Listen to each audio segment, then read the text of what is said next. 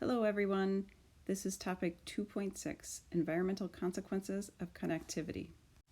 So let's pause here, let's look at our broad historical context.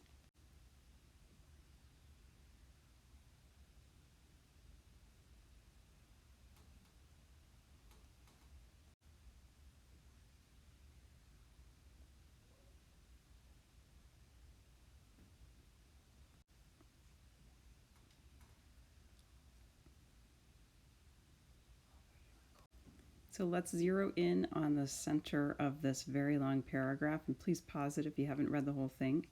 It says, which in turn served as conduits for cultural, technological, and biological diffusion within and between various societies. So let's review the map. Here we see again the trade routes. We've talked about this entire unit, and let's focus here on the Silk Road and the Indian Ocean trade. And then we also want to remind ourselves where the Trans-Saharan trading network is and the Mediterranean Sea trading network. And then over in the Americas, there's two distinct trading networks, the Mesoamerican trading network and the Andes trading network. And then here we have the map of the major state and trading cities and their boundaries. So find the Mongolian Empire and find the boundaries of the Mongolian Empire. And then here's our very specific learning objective. Explain the environmental effects of the various networks of exchange in Afro-Eurasia from 1200 to 1450. Now just thinking about that particular prompt, that's our learning objective, it would be a great essay as well.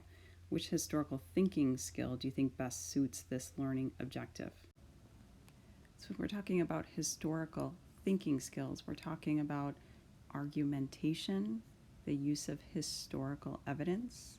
We're talking about chronological reasoning with causation, continuity and change, periodization. We're talking about comparison, contextualization, and we're talking about historical interpretation and synthesis. So if we look at that prompt, explain the environmental effects, then that's very much about causation. So our learning objective is about causation, and then we have to also examine the context of this time, the historical developments.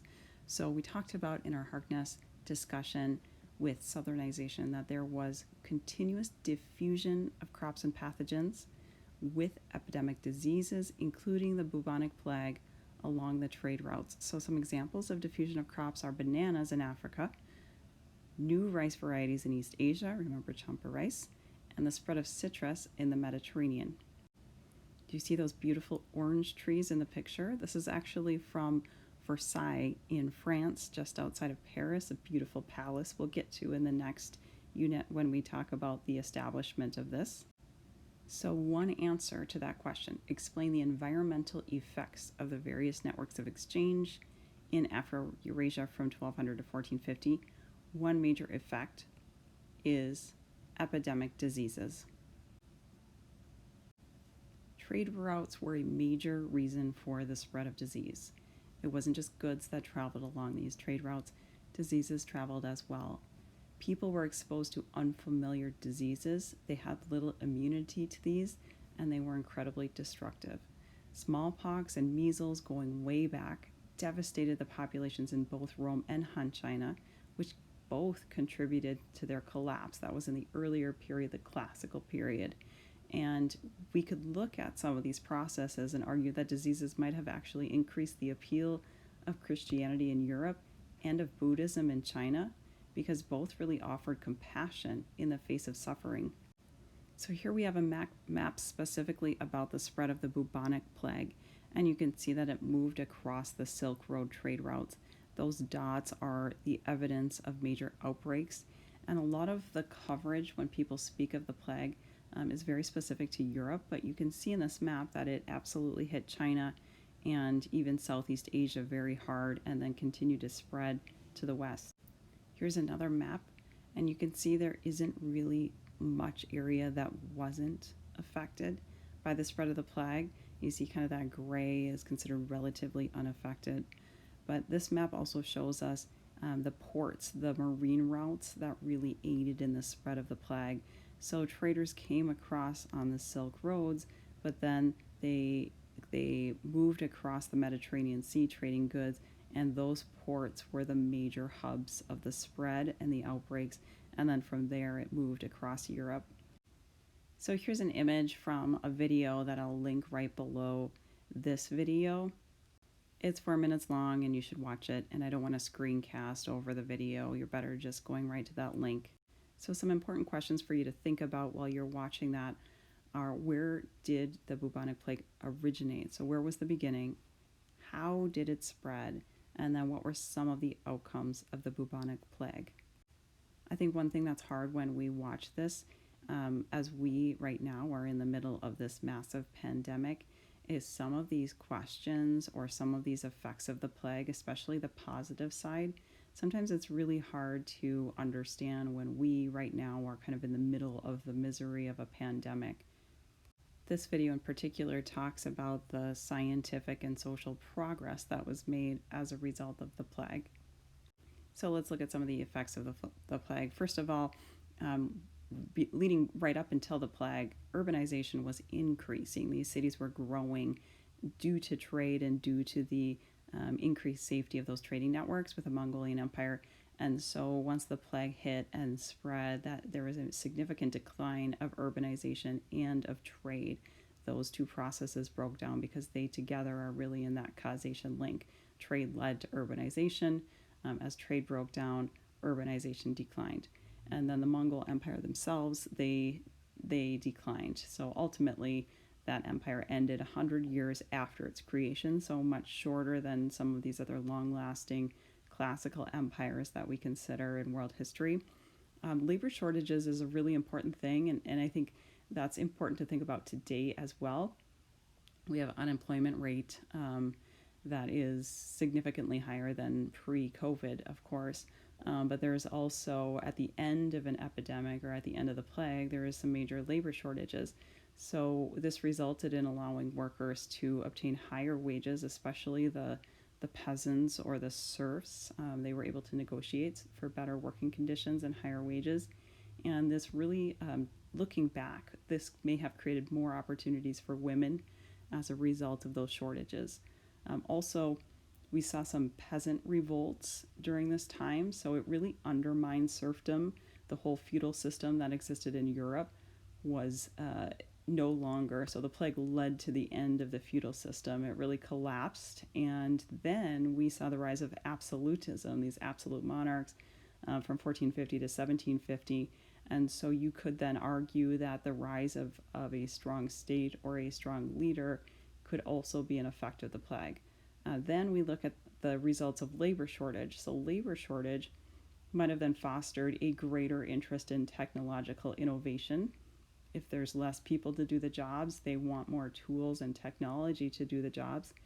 And that would be to avoid paying the higher wages that were demanded by the peasants. So this could be a contributing factor to the Industrial Revolution, which was much later, 1750. So here's some more effects of the plague. That land route that was so safe and secure with the Mongol Empire, that was disrupted. The Mongol-based land routes to the east, and there was now a desire to avoid the Muslim intermediaries. And this then gave Europeans this incentive to take to the sea. There was no longer that safety and security of crossing all of Asia with the Silk Road. So Europeans really wanted to find another route. They wanted to reach the riches of the East, especially Southeast Asian spice trade, so especially the Malaccas, the Strait of Malacca, as we've talked about. There was a desire for greater access to that. And so then Europeans, historians could argue, became the new Mongols in the Indian Ocean. And as the Mongols were across the Silk Road, the Europeans might have been like the Mongols in the Indian Ocean. They connected and they facilitated trade in the next period, the 1450 to 1750 time period. Here is a portrayal of the Black Death, and this might be a document that you end up seeing in a multiple choice question. So this connects to Gabriel Demoussis, who's writing about the origins of the Black Death. in 1356. And he says, when they returned to their own folk, these people speedily poisoned the whole family, and within 3 days, the afflicted family would succumb to the dart of death. So this was quick and devastating. Mass funerals had to be held, and there was not enough room to bury the growing numbers of dead. Priests and doctors, upon whom most of the care of the sick devolved, had their hands full in visiting and following the dead immediately to the grave. And here's another image and the continued quote from Gabriel de Mussis. You should pause it here and then read this passage to yourself.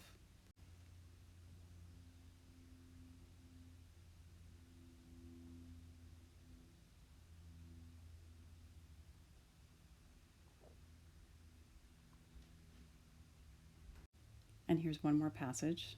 Go ahead and pause that and read it to yourself.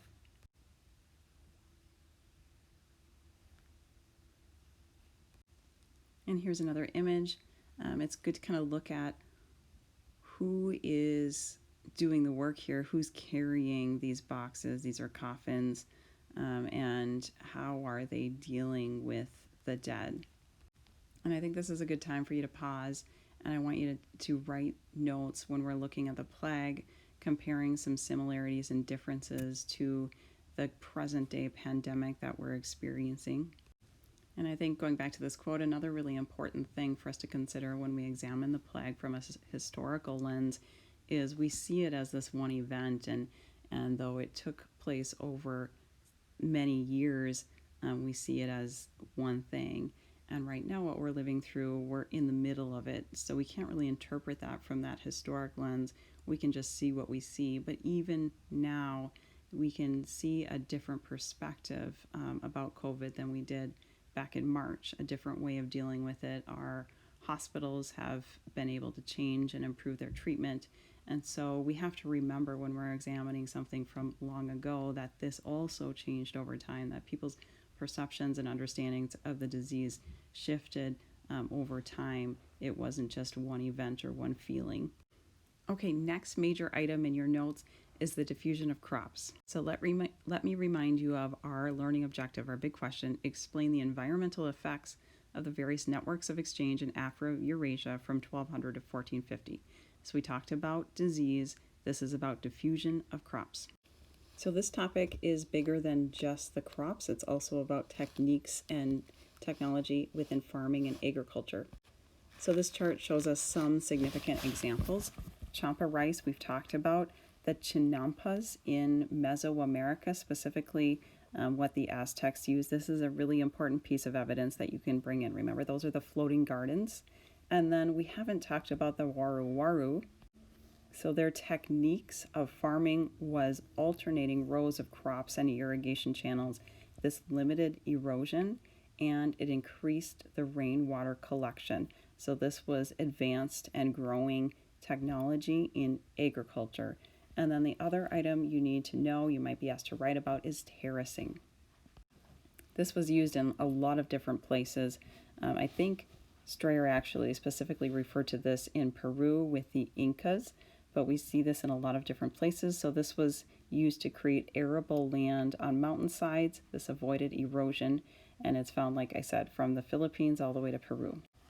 And sometimes that technology fit in with the diffusion of crops. So the champa rice, the spread of champa rice, encouraged terrace farming, which then actually altered the environment and the landscape. And this map shows the spread of rice.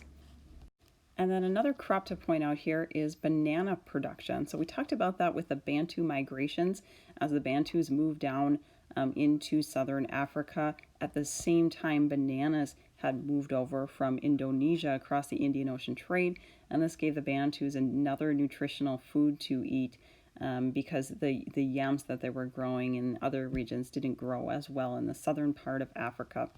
So this gives us a little bit of evidence and context to better understand Madagascar, the island Madagascar in the great movies. Well, the Indonesians arrived in Madagascar early and started to settle, early I mean like 300s, and they started to settle in the 8th to the 9th century. And this really permanently changed that cultural and racial makeup of the island. Another example of a crop is the spread of a crop or diffusion of the crops is with cotton. And several of you guys brought this up with our Harkness discussion this week. And you can see here the probable site of domestication. And then the dotted line shows the area of the spread. But we also have to acknowledge the negative environmental effects of this period of time.